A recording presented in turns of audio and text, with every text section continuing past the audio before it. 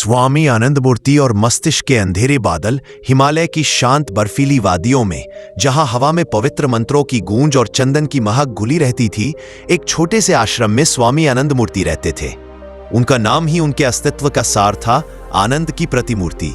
50 वर्षों से अधिक समय से उन्होंने आत्मज्ञान के मार्ग पर अनगिनत आत्माओं का मार्गदर्शन किया था। उनकी आंखें गहरी झुर्रियों के बावजूद चमकीली थीं, जिनमें ब्रह्मांड का सारा ज्ञान सिमटा प्रतीत होता था। उनका शरीर दुबला पतला, लेकिन उनकी उपस्थिति में एक अलौकिक शक्ति थी जो किसी को भी शांति प्रदान करती थी। शिष्य उन्हें भगवान का अवतार मानते थे। उनका हर शब्द, हर इशारे में गहन अर्थ छिपा होता था। वे वर्षों से अपने आश्रम में निश्चिंत जीवन जी रहे थे। सुबह ब्रह्म मुहूर्त में उठकर ध्यान करते, दिन में शिष्यों को उपदेश देते और शाम को सूर्यास्त की लालिमा में स्वयं को प्रकृति में विलीन कर लेते। परिवर्तन की शुरुआत धीमी और सूक्ष्म थी। शुरुआत में स्वामी जी को कभी कभी हल्के सिरदर्द होने लगे। वे इसे हिमालय की ठंडी हवा या अपनी बढ़ती उम्र का परिणाम मानकर मुस्कुरा देते थे। यह शरीर तो एक पुराना वस्त्र है बच्चों, वे कहते, इसकी अपनी सीमाएं हैं। फिर उनके ध्यान में विघ्न पड़ने लगा। उन्हें एकाग्रता बनाए रखने में कठिनाई महसूस होने लगी। कभी कभी उन्हें चक्कर भी आ जाते थे और उनकी वाणी में भी थोड़ी अस्पष्टता आने लगी थी। उनके सबसे भरोसेमंद शिष्य केशव, जो दशकों से उनकी सेवा में लगे थे, चिंतित होने लगे।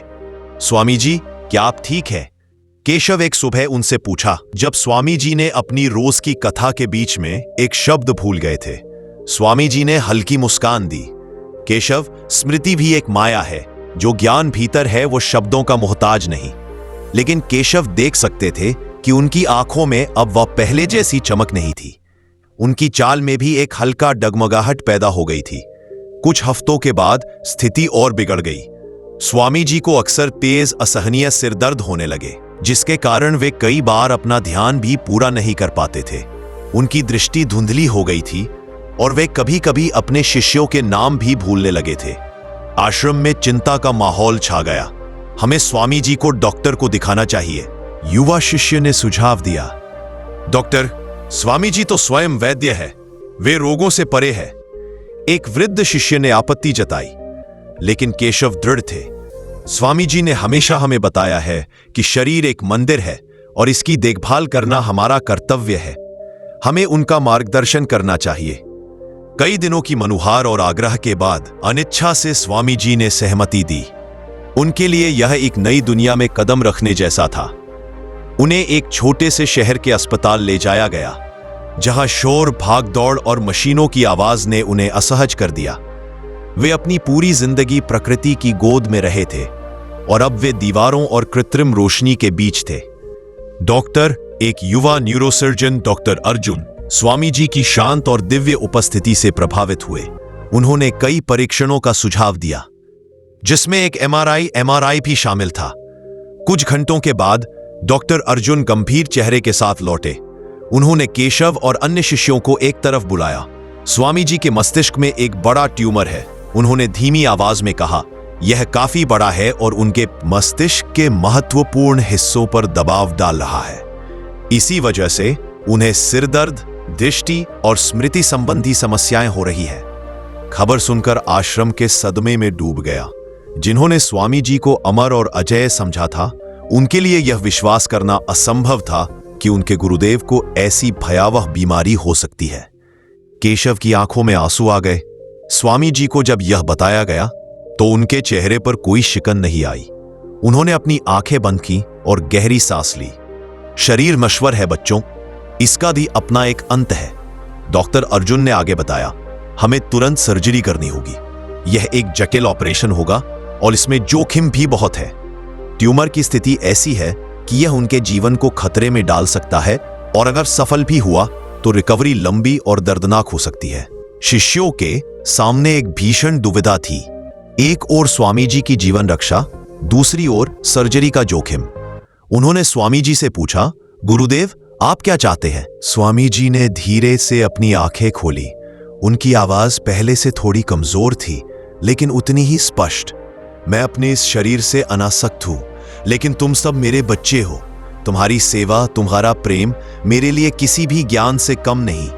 यदि यह शरीर तुम्हारे लिए उपयोगी हो सकता है, यदि इसके माध्यम से मैं और कुछ समय तक तुम्हारे पथ को प्रकाशित कर सकता हूं तो मुझे कोई आपत्ति नहीं। उन्होंने डॉक्टर अर्जुन की ओर देखा। डॉक्टर, आप अपना धर्म निभाएं, मैं अपना। सर्जरी की तैयारी की गई। जिस स्वामी जी ने पूरी जिंदगी अपने शरीर को तपस्या में साधा था, आज वह मशीनें और दवाओं के अधीन लेट गए थे। ऑपरेशन थिएटर में डॉक्टर अर्जुन ने अपना सर्वश्रेष्ठ प्रयास किया। यह एक 10 घंटे की लंबी और थका देने वाली सर्जरी थी। बाहर केशव और सभी शिष्य एक साथ मंत्रों का जाप कर रहे थे, हर पल स्वामी जी की सुरक्षा की प्रार्थना कर रहे थे। जब डॉक्टर अर्जुन अंततः बाहर आए तो उनके चेहरे पर थकान और राहत दोनों के भाव थे। हमने ट्यूमर का अधिकांश हिस्सा हटा दिया है, उन्होंने कहा। वे खतरे से बाहर है। अगले कई दिन और हफ्ते स्वामी जी के लिए एक नई अग्नि थे। सर्जरी के बाद उनका शरीर बेहद कमजोर हो गया था। उन्हें बोलने में कठिनाई होती थी और उनके दाहिने हिस्से में कमजोरी आ गई थी। उन्हें फिर से चलना और कई बार बोलना सीखना पड़ा। इस पूरे अनुभव में स्वामी जी की आंतरिक शांति कभी भंग नहीं हुई। वे अपनी पीड़ा को भी ध्यान का हिस्सा बनाने लगे। जब उनके हाथ दर्द से कराहते तो वे उस दर्द को महसूस करते, उसे स्वीकार करते और उसे अपनी चेतना में घुलने देते। वे कहते, यह शरीर मुझे फिर से सिखा रहा है कि जीवन हर पल बदलता है। हर दर्द में एक सबक छिपा होता है। डॉक्टर अर्जुन, जो पहले स्वामी जी को एक मरीज के रूप में देखते थे, अब उनके प्रति गहरी श्रद्धा रखने लगे थे। उन्होंने देखा कि कैसे स्वामी जी ने अपनी बीमारी और पुनर्प्राप्ति को एक आध्यात्मिक यात्रा में बदल दिया। उन्होंने चिकित्सा विज्ञान और आध्यात्मिकता के बीच एक अदृश्य पुल का अनुभव किया। धीरे धीरे स्वामी जी ठीक होने लगे। वे फिर से चल पाते थे, हालांकि थोड़ा लड़खड़ाते हुए। उनकी स्मृति में भी सुधार आया, लेकिन पहले जैसी तीव्रता नहीं रही। उन्होंने शरीर की सीमाओं को स्वीकार कर लिया था। वे अब पहले से भी अधिक करुणावान और संवेदनशील हो गए थे। उन्होंने स्वयं मृत्यु के द्वार पर दस्तक दी थी और वहां से लौटकर आए थे। जब वे अंततः अपने आश्रम लौटे तो शिष्यों ने उनका भव्य स्वागत किया। वे अब वही स्वामी आनंद मूर्ति थे, पर एक नए आयाम के साथ। उनके प्रवचनों में अब जीवन और मृत्यु, पीड़ा और उपचार का एक गहरा अनुभव जुड़ गया था। बच्चों, उन्होंने एक शाम कहा, मैंने सोचा था कि मैंने सब कुछ जान लिया है, लेकिन इस शरीर ने मुझे सिखाया कि अहंकार सबसे बड़ी बीमारी है। बीमारी ने मुझे अपने ही शरीर की नश्वरता और उसकी अनमोल क्षमता दोनों का एहसास कराया। मैंने देखा कि कैसे आधुनिक विज्ञान जीवन को बचाने के लिए अथक प्रयास करता है और कैसे अध्यात्म हमें उस जीवन को स्वीकार करने और उसका सम्मान करने की शक्ति देता है। स्वामी आनंद मूर्ति अगले कई वर्षों तक जीवित रहे। वे अब केवल एक आध्यात्मिक गुरु नहीं थे, बल्कि वे विज्ञान और आध्यात्मिकता, शरीर और आत्मा, जीवन और मृत्यु के बीच एक जीवित सेतु बन गए थे। उनकी कहानी ने अनगिनत लोगों को प्रेरित किया कि कैसे शारीरिक कष्ट भी आत्मिक विकास का एक मार्ग हो सकता है और कैसे विश्वास और साहस के साथ असाध्य बीमारियों का सामना किया जा सकता है। उनके मस्तिष्क में अब भी ट्यूमर के कुछ अवशेष थे, लेकिन वे जानते थे कि असली शांति मस्तिष्क की गहराई में नहीं, बल्कि हृदय की पवित्रता में वास करती है, और उस शांति को कोई भी बीमारी नहीं छीन सकती थी। हिमालय की गोद में, जहां गंगा की निर्मल धारा पत्थरों से टकराकर मधुर संगीत उत्पन्न करती थी, वहीं एक प्राचीन आश्रम में स्वामी प्रणवानंद निवास करते थे। उनकी आयु 80 वर्ष पार कर चुकी थी और उनके चेहरे पर झुर्रियों का हर निशान एक कहानी कहता था, एक तपस्या का अध्याय। उनकी आंखें गहरे सागर सी शांत और ज्ञान से परिपूर्ण थीं, जिनमें देखने वाला हर भक्त अपनी आत्मा की गहराई को छू लेता था। भगवा वस्त्र धारण किए, वे एक जीवंत उपनिषद के समान थे, शांत, गंभीर और असीम ज्ञान के धनी। स्वामी प्रणवानंद केवल अपने आश्रम के लिए ही नहीं, बल्कि दूर दूर तक फैले भक्तों के लिए एक प्रकाश स्तंभ थे। उनका सत्संग, उनके प्रवचन, उनकी मौन उपस्थिति ही हजारों लोगों के जीवन में शांति और दिशा प्रदान करती थी। वे अहम ब्रह्म अस्मि के जीवंत उदाहरण थे, शरीर को नश्वर और आत्मा को शाश्वत मानने वाले, हर जीव में ब्रह्म को देखने वाले। मगर कुछ महीनों से स्वामी जी के साथ कुछ अजीब हो रहा था। पहले हल्के सिरदर्द, फिर आंखों के सामने धुंधलापन और कभी-कभी शब्दों को याद करने में कठिनाई। उनके शिष्यों ने इसे बढ़ती उम्र की निशानी माना या शायद अधिक ध्यान और तपस्या का परिणाम। स्वामी जी स्वयं भी इन लक्षणों को काया की नश्वरता का एक और प्रमाण मानकर अनदेखा करते रहे। वे अपनी दैनिक साधना में और भी गहरे उतरते चले गए, यह विश्वास करते हुए कि मन की शक्ति शरीर की हर व्याधि को परास्त कर सकती है, पर प्रकृति का अपना विधान होता है। एक दिन सुबह के ध्यान सत्र के दौरान स्वामी जी अचानक गिर पड़े। आश्रम में हड़कंप मच गया। उनके प्रमुख शिष्य वैद्यनाथ, जो स्वयं आयुर्वेदिक औषधियों के अच्छे ज्ञाता थे, उन्होंने तुरंत कुछ उपचार किए, पर स्थिति में सुधार नहीं हुआ। वाराणसी के एक अनुभवी डॉक्टर, जो स्वामी जी के पुराने भक्त भी थे, उन्हें आश्रम बुलाया गया। डॉक्टर रविशंकर ने स्वामी जी की प्रारंभिक जांच की। वे चिंतित लग रहे थे। स्वामी जी, उन्होंने नम्रता से कहा, आपकी आंतरिक शक्ति अद्भुत है, पर यह लक्षण सामान्य नहीं है। मुझे लगता है कि हमें कुछ और विस्तृत क्षण करवाने होंगे। स्वामी जी ने केवल मुस्कुराकर सिर हिलाया। उनके लिए शरीर एक वस्त्र मात्र था जिसे आत्मा धारण करती है, लेकिन वैद्यनाथ और अन्य शिष्यों के आग्रह पर तथा इस विचार के साथ कि शायद यह दूसरों को कर्मयोग का पाठ सिखाने का एक अवसर है, स्वामी जी ने आधुनिक चिकित्सा परीक्षणों के लिए सहमति दी। एमआरआई स्कैन की रिपोर्ट आई। डॉक्टर रविशंकर के चेहरे पर स्पष्ट चिंता थी। उन्होंने भारी मन से वैद्यनाथ और अन्य सीनियर शिष्यों को बताया, स्वामी जी के मस्तिष्क में एक ट्यूमर है। यह एक गंभीर स्थिति है, ग्लियोब्लास्टोमा। यह खबर आश्रम में बिजली की तरह फैली। जो स्वामी जी जीवन और मृत्यु से परे का ज्ञान सिखाते थे, वे स्वयं अब एक जानलेवा बीमारी से जूझ रहे थे। शिष्यों के मन में प्रश्न उठने लगे, क्या स्वामी जी भी दुखी होंगे? क्या उन्हें भी भय लगेगा? डॉक्टर रविशंकर ने सर्जरी की सलाह दी, उसके बाद कीमोथेरेपी और रेडिएशन। यह एक लंबा और कठिन उपचार होगा, उन्होंने समझाया, पर यह उन्हें कुछ और समय दे सकता है और शायद इलाज भी संभव हो। हिमालय की गोद में, जहां गंगा की निर्मल धारा पत्थरों से टकराकर मधुर संगीत उत्पन्न करती थी, वहीं एक प्राचीन आश्रम में स्वामी प्रणवानंद निवास करते थे। उनकी आयु 80 वर्ष पार कर चुकी थी और उनके चेहरे पर झुर्रियों का हर निशान एक कहानी कहता था, एक तपस्या का अध्याय। उनकी आंखें गहरे सागर सी शांत और ज्ञान से परिपूर्ण थीं, जिनमें देखने वाला हर भक्त अपनी आत्मा की गहराई को छू लेता था। भगवा वस्त्र धारण किए वे एक जीवंत उपनिषद के समान थे, शांत, गंभीर और असीम ज्ञान के धनी। स्वामी प्रणवानंद केवल अपने आश्रम के लिए ही नहीं, बल्कि दूर दूर तक फैले भक्तों के लिए एक प्रकाश स्तंभ थे। उनका सत्संग, उनके प्रवचन, उनकी मौन उपस्थिति ही हजारों लोगों के जीवन में शांति और दिशा प्रदान करती थी। वे अहम ब्रह्म अस्मि के जीवंत उदाहरण थे, शरीर को नश्वर और आत्मा को शाश्वत मानने वाले, हर जीव में ब्रह्म को देखने वाले। मगर कुछ महीनों से स्वामी जी के साथ कुछ अजीब हो रहा था। पहले हल्के सिरदर्द, फिर आंखों के सामने धुंधलापन और कभी-कभी शब्दों को याद करने में कठिनाई। उनके शिष्यों ने इसे बढ़ती उम्र की निशानी माना, या शायद अधिक ध्यान और तपस्या का परिणाम। स्वामी जी स्वयं भी इन लक्षणों को काया की नश्वरता का एक और प्रमाण मानकर अनदेखा करते रहे। वे अपनी दैनिक साधना में और भी गहरे उतरते चले गए, यह विश्वास करते हुए कि मन की शक्ति शरीर की हर व्याधि को परास्त कर सकती है। पर प्रकृति का अपना विधान होता है। एक दिन सुबह के ध्यान सत्र के दौरान स्वामी जी अचानक गिर पड़े। आश्रम में हड़कंप मच गया। उनके प्रमुख शिष्य वैद्यनाथ, जो स्वयं आयुर्वेदिक औषधियों के अच्छे ज्ञाता थे, उन्होंने तुरंत कुछ उपचार किए, पर स्थिति में सुधार नहीं हुआ। वाराणसी के एक अनुभवी डॉक्टर, जो स्वामी जी के पुराने भक्त भी थे, उन्हें आश्रम बुलाया गया।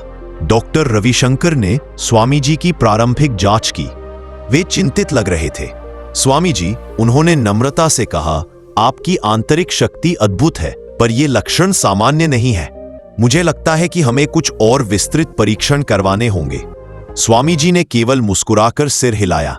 उनके लिए शरीर एक वस्त्र मात्र था जिसे आत्मा धारण करती है, लेकिन वैद्यनाथ और अन्य शिष्यों के आग्रह पर तथा इस विचार के साथ कि शायद यह दूसरों को कर्मयोग का पाठ सिखाने का एक अवसर है, स्वामी जी ने आधुनिक चिकित्सा परीक्षणों के लिए सहमति दी। एमआरआई स्कैन की रिपोर्ट आई। डॉक्टर रविशंकर के चेहरे पर स्पष्ट चिंता थी। उन्होंने भारी मन से वैद्यनाथ और अन्य वरिष्ठ शिष्यों को बताया, स्वामी जी के मस्तिष्क में एक ट्यूमर है। यह एक गंभीर स्थिति है, ग्लियोब्लास्टोमा। यह खबर आश्रम में बिजली की तरह फैली। जो स्वामी जी जीवन और मृत्यु से परे का ज्ञान सिखाते थे, वे स्वयं अब एक जानलेवा बीमारी से जूझ रहे थे। शिष्यों के मन में प्रश्न उठने लगे, क्या स्वामी जी भी दुखी होंगे? क्या उन्हें भी भय लगेगा? डॉक्टर रविशंकर ने सर्जरी की सलाह दी, उसके बाद कीमोथेरेपी और रेडिएशन। यह एक लंबा और कठिन उपचार होगा, उन्होंने समझाया, पर यह उन्हें कुछ और समय दे सकता है और शायद इलाज भी संभव हो। पर स्वामी जी की प्रतिक्रिया अप्रत्याशित थी। वे शांत भाव से लेट रहे थे। जब वैद्यनाथ ने उन्हें उपचार की सलाह दी तो स्वामी जी ने आंखें खोली। वैद्यनाथ, उनकी आवाज पहले से थोड़ी कमजोर थी, पर उतनी ही स्पष्ट। क्या शरीर को बचाने के लिए इतना कोलाहल आवश्यक है? यह तो एक दिन मिट्टी में मिलना ही है। किंतु स्वामी जी, वैद्यनाथ ने हाथ जोड़कर कहा, आप हमारे लिए प्रेरणा है। हजारों को इसकी आवश्यकता है। यह केवल आपके शरीर की बात नहीं। स्वामी जी ने गहरी सांस ली। उन्होंने अपनी आंखें बंद कर ली और ऐसा लगा जैसे वे अपने भीतर किसी गहन चिंतन में लीन हो गए हो। कई घंटे बीत गए। शिष्यों ने उन्हें अकेला छोड़ दिया। जब वे फिर से बोले तो उनकी आवाज में एक नया संकल्प था। ठीक है, उन्होंने कहा, यह भी एक लीला है। यदि इस शरीर को बचाने का प्रयास करना मेरा कर्म है और यदि यह दूसरों को कुछ सिखा सकता है, तो हम इस मार्ग पर भी चलेंगे। यह भी तो अनात्म का एक और अनुभव है। और इस प्रकार स्वामी प्रणवानंद ने डॉक्टर रविशंकर द्वारा सुझाए गए उपचार को स्वीकार किया। यह आसान नहीं था। हिमालय की शुद्ध हवा और आश्रम के ध्यान कक्ष से निकलकर वे शहर के एक अस्पताल की निर्जीव दीवारों के बीच आ गए।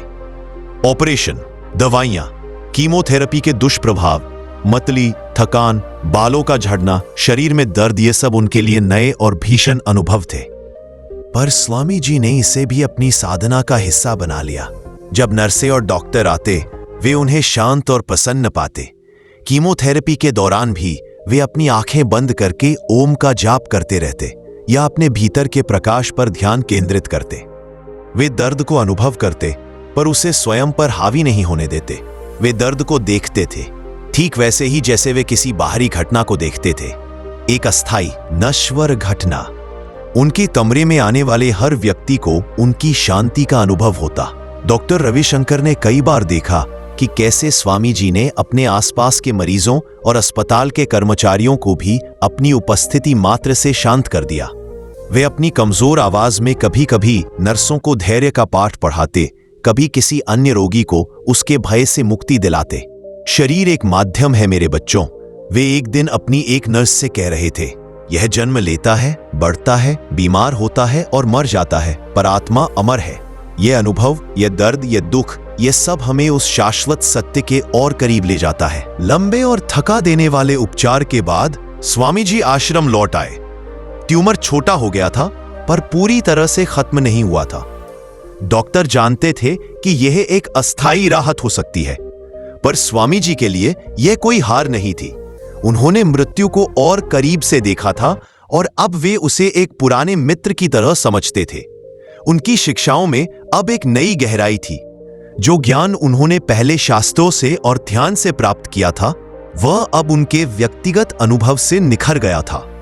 वे अब केवल मृत्यु की बात नहीं करते थे, बल्कि उन्होंने स्वयं उसे जिया था। वे अब शरीर के नश्वरता का केवल प्रवचन नहीं देते थे, बल्कि उन्होंने अपने शरीर को टूटते और फिर से संभलते देखा था। हम सभी इस जीवन में यात्री हैं, वे एक सत्संग में बोल रहे थे। उनकी आवाज में पहले से अधिक करुणा और दृढ़ता थी। यह शरीर हमारा वाहन है। जब तक यह वाहन हमें हमारी मंजिल तक पहुंचा सकता है, हमें इसका ध्यान रखना चाहिए। लेकिन जब यह कमजोर पड़ने लगे तो हमें डरना नहीं चाहिए। हमें समझना चाहिए कि यात्रा समाप्त नहीं हुई है, केवल वाहन बदला है, या शायद हम एक नए आयाम में प्रवेश कर रहे हैं।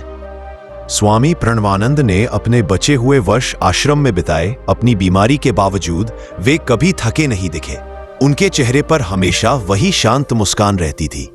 उन्होंने अपने अनुभव को एक नई शिक्षा के रूप में प्रसारित किया कि आधुनिक विज्ञान और प्राचीन आध्यात्मिकता एक दूसरे के विरोधी नहीं बल्कि पूरक हो सकते हैं, कि शरीर की देखभाल करना भी आत्मा के प्रति सम्मान है, और सबसे महत्वपूर्ण कि दुख और पीड़ा से भागना नहीं बल्कि उन्हें स्वीकार करना और उनसे सीखना ही सच्ची मुक्ति है।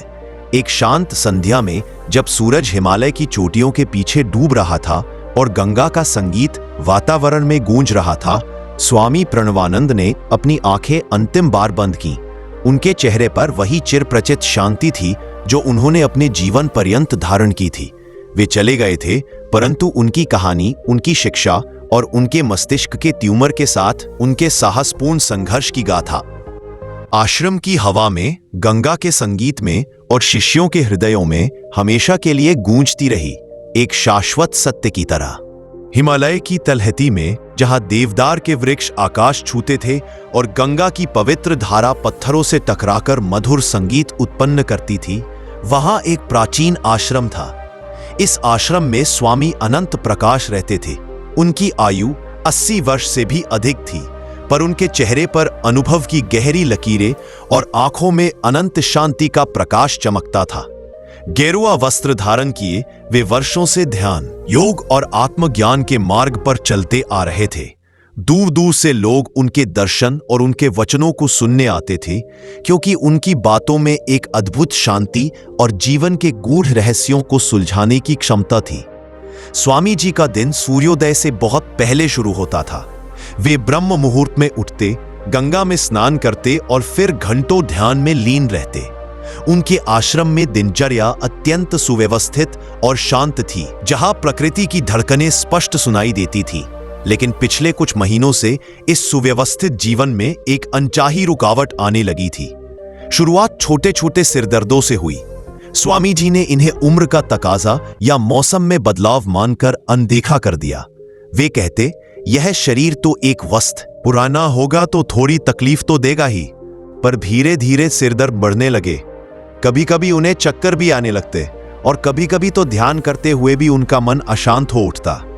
उनकी वाणी में कभी कभी अस्पष्टता आ जाती और वे कुछ नाम या घटनाओं को भूलने लगे थे। उनके प्रिय शिष्य राघव, जो वर्षों से उनकी सेवा में लगे थे, चिंतित होने लगे।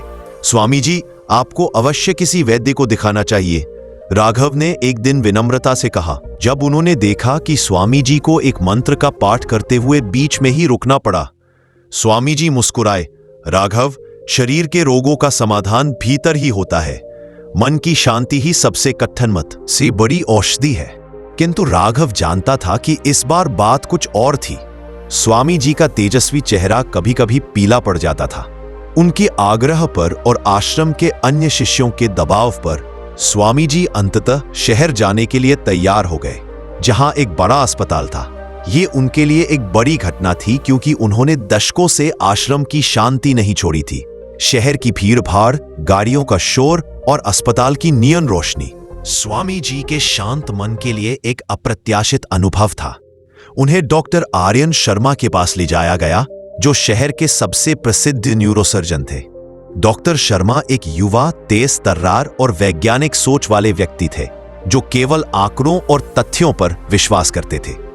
जब उन्होंने स्वामी जी को देखा तो वे प्रभावित हुए। उस उम्र में भी उनकी आंखों में एक अलग ही चमक थी। डॉक्टर शर्मा ने स्वामी जी की पूरी जांच की, जिसमें एमआरआई भी शामिल था। रिपोर्ट आने पर डॉक्टर शर्मा के चेहरे पर चिंता की लकीरें उभर आई। स्वामी जी, उन्होंने शांत पर गंभीर स्वर में कहा, आपके मस्तिष्क में एक ट्यूमर है। यह काफी बड़ा है और तेजी से बढ़ रहा है। इसे ग्लियोब्लास्टोमा कहते हैं और ये बहुत गंभीर है। राघव और अन्य शिष्य स्तब्ध रह गए। उनके चेहरे पर डर और शोक की गहरी छाया थी, पर स्वामी जी के चेहरे पर एक भी भाव नहीं बदला। वे वैसे ही शांत बैठे थे, जैसे ध्यान में लीन हो। तो क्या इसका कोई उपचार नहीं है, डॉक्टर साहब? स्वामी जी ने पूछा। उनकी आवाज में कोई घबराहट नहीं थी। डॉक्टर शर्मा ने एक गहरी सांस ली। उपचार है स्वामी जी, हम सर्जरी से इसे हटाने की कोशिश कर सकते हैं। उसके बाद रेडिएशन कीमोथेरेपी। लेकिन इस प्रकार के ट्यूमर का पूर्वानुमान अक्सर अच्छा नहीं होता। सर्जरी के बाद भी जीवन काल बहुत कम होता है और ये काफी जोखिम भरा ऑपरेशन होगा। राघव अधीर हो उठा। लेकिन स्वामी जी, आपको ठीक होना ही होगा। हजारों लोग आप पर निर्भर हैं। स्वामी जी ने राघव के कंधे पर हाथ रखा। राघव, जन्म और मृत्यु तो शरीर के धर्म है, आत्मा तो अजर अमर है। फिर उन्होंने डॉक्टर शर्मा की ओर देखा। डॉक्टर साहब, क्या इस शरीर के माध्यम से मैं किसी और की पीड़ा कम कर सकता हूं? यदि नहीं तो चिंता किस बात की? शर्मा ने इससे पहले ऐसा मरीज कभी नहीं देखा था। लोग अपनी बीमारी का नाम सुनते ही टूट जाते थे, रोते थे, मौत से डरते थे। पर यह व्यक्ति अपने सामने खड़े मृत्युदंड को भी ऐसे देख रहा था जैसे वह कोई साधारण वस्तु हो। स्वामी जी, हम विज्ञान के अनुसार अपना सर्वश्रेष्ठ प्रयास करेंगे, डॉक्टर शर्मा ने कहा। लेकिन आपको यह समझना होगा कि यह एक लंबी और कष्टप्रद यात्रा हो सकती है। स्वामी जी मुस्कुराए। जीवन स्वयं एक लंबी यात्रा है डॉक्टर साहब, और हर यात्रा में कुछ कष्ट तो होते ही है। यदि इस शरीर को कुछ दिन और रहना है तो रहने दो, यदि जाना है तो जाने दो। मैं तो बस एक साक्षी हूं। सर्जरी का दिन आ गया। डॉक्टर शर्मा और उनकी टीम पूरी तैयारी में थी। यह एक जटिल सर्जरी थी और सफलता की संभावना बहुत कम। ऑपरेशन थिएटर में ले जाते समय स्वामी जी ने डॉक्टर शर्मा की ओर देखा और कहा, डॉक्टर साहब, आप अपना कर्तव्य निभाइए, मैं अपना निभाऊंगा। साक्षी भाव से शरीर को कर्म करते देखूंगा। सर्जरी 4 घंटे से अधिक चली। डॉक्टर शर्मा ने अपनी पूरी कुशलता लगा दी। ट्यूमर का एक बड़ा हिस्सा सफलतापूर्वक हटा दिया गया, लेकिन कुछ हिस्से ऐसे थे जहां तक पहुंचना संभव नहीं था और उन्हें छोड़ना पड़ा। सर्जरी के बाद स्वामी जी की हालत नाजुक थी, पर वे धीरे धीरे होश में आने लगे। उनकी आंखों में वही शांति थी, वही प्रकाश। अस्पताल के स्टाफ, नर्सें और स्वयं डॉक्टर शर्मा भी हैरान थे। उनके जैसी शारीरिक पीड़ा में लोग अक्सर चिड़चिड़े या उदास हो जाते हैं, पर स्वामी जी हर दर्द को एक अनुभव की तरह स्वीकार कर रहे थे। पुनर्वास के दौरान डॉक्टर शर्मा अक्सर स्वामी जी से मिलने आते थे। वे सिर्फ उनके मरीज नहीं रह गए थे, स्वामी जी उनके लिए एक रहस्यमय शिक्षक बन गए थे। डॉक्टर शर्मा ने स्वामी जी से जीवन, मृत्यु, भय और शांति के बारे में सवाल पूछे। स्वामी जी, डॉक्टर शर्मा ने एक दिन पूछा, आप मृत्यु से क्यों नहीं डरते, जबकि हर इंसान का सबसे बड़ा डर मृत्यु है? स्वामी जी ने कहा, डॉक्टर साहब, मृत्यु उस वस्त्र को बदलने जैसा है जो पुराना हो चुका है। जब आप नए कपड़े पहनते हैं तो खुशी होती है। यह शरीर भी तो एक वस्त्र है आत्मा का।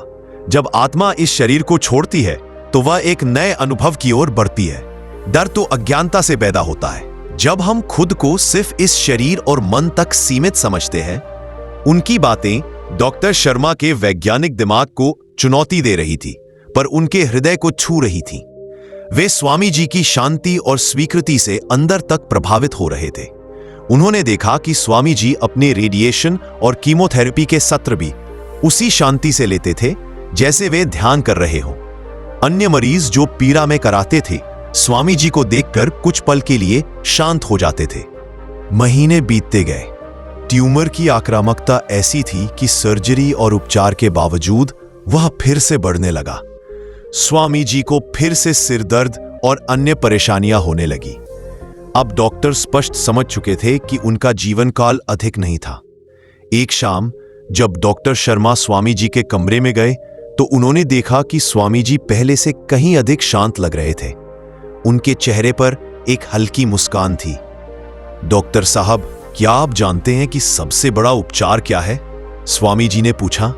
डॉक्टर शर्मा ने कहा, ईमानदारी से कहूं तो स्वामी जी, मुझे समझ नहीं आता कि इस स्थिति में और क्या उपचार हो सकता है। स्वामी जी ने धीरे से उनका हाथ पकड़ा।